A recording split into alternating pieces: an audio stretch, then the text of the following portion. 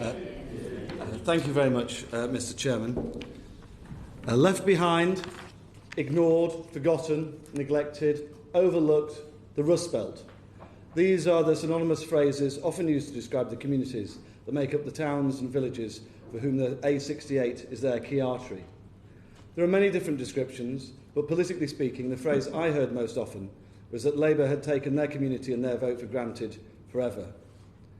I'm sure that that feeling is not only there on the streets of the towns and villages of North West Durham, from Crook to Castleside, from Willington to Wearhead, but also in those of my neighbours in Bishop Auckland, Sedgefield and Darlington. Running from Darlington through Sedgefield to Bishop Auckland, up through my constituency of North West Durham, before dropping into Northumberland and then over the Scottish border, the constituencies along the A68 evoke names that are synonymous with New Labour: Tony Blair, Alan Milburn, Hilary Armstrong. Seats referred to as the Red Wall, now the Blue Wall. But this is a mythical construct of political scientists and commentators. The A68 is very much the real-world hardcore, a real rather than metaphorical construction. The A68 is now the Blue Road. On his visit to Sedgefield in December 2019, following the general election, the Prime Minister understood. The pencil hovered over the ballot box, breaking the voting habit of generations. I want the people of the North East to know that I will repay your trust. And trust is the key word. In doing so, the Prime Minister recognised that the previous trust between the MPs and their constituents had been broken. And you can see why around the A68. Here I have the County Durham Plan of 1951, thanks to the Library of the House of Commons, who were able to source it for me from a research library. It was produced the year after my constituency of North West Durham was created. In it, my constituency had 3 railway lines to Consett alone, along with others to the south, new plans for roads and bypasses, including on the A68.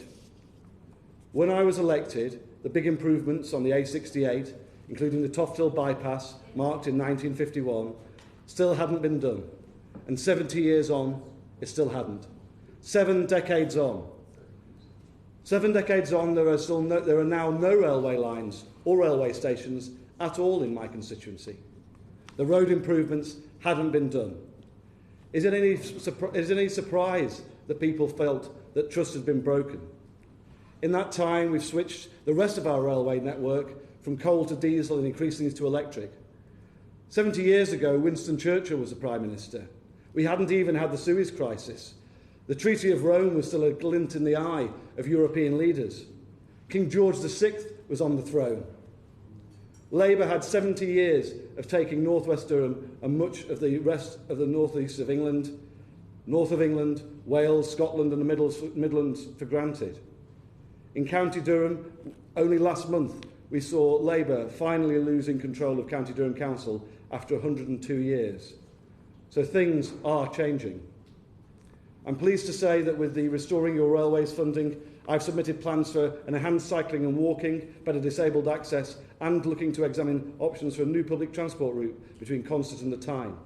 In the south of my constituency, alongside my colleagues of Bishop Auckland, Darlington and Sedgefield, backed up by Ben Houchin, the Mayor of Teesside, I'm supporting and leading the support for the new Restoring Your Railways bid for the Darlington to Durham Dales railway line.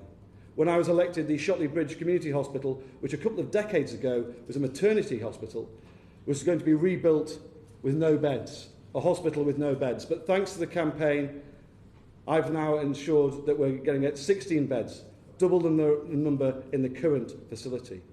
I'm campaigning for bus routes to Weardale and to Burnhope to bring those physical connections back that cut off communities and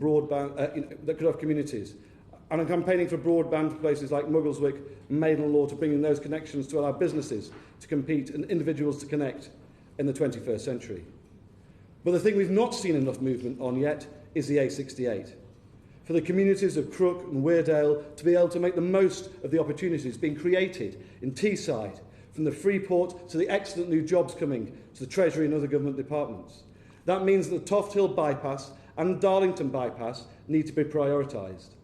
For firms like Eldis Transport in Consett, a fourth-generation family firm run by Nigel Crook, who I met recently, Drivers are still having to make difficult journeys on an A68 suitable for previous generations. For people in Castleside, it's clear that the long-term siting of a major road through the centre of their village just is no longer an option. It's time for the A68 to be put on the strategic road network because it is an arterial route. It carries a far greater proportion of its traffic as heavy goods vehicles than most of the roads in a similar category. It's the third route to Scotland between the M1 and the A1. Whether it's upgrading the A1 though, upgrading the East Coast Main Line, getting the Leamside line up and running, we North MPs here today, we're all supportive. We're all backing each other up. And the A68 is the clear next step. We just want our communities to be able to thrive, for our local private sectors not to be hemmed in, so that good jobs can be created and in turn help fund our great public services. Our communities are already seeing the difference Conservative MPs make. In that speech in Sedgefield, the Prime Minister said that as a country we'd embarked on a wonderful new adventure and we're going to recover our national self-confidence and we're going to do things differently and better. 70 years on from those initial plans, it's now time to do things better. It's time to cement those foundations. It's time to cement those economic bonds. It's time to enhance those community ties. And also, with a road like the 68, strategically as important as it is to help unite our union. Thank you very much, Mr. Chairman.